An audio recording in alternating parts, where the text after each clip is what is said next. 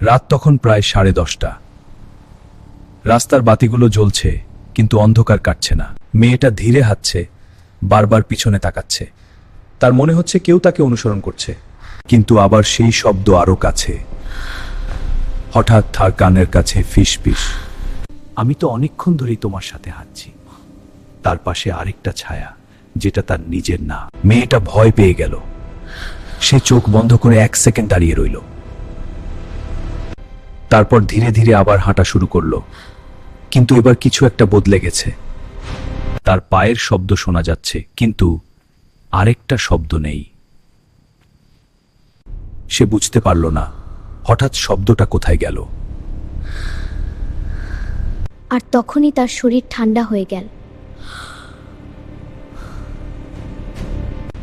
আপনি হলে কি করতেন?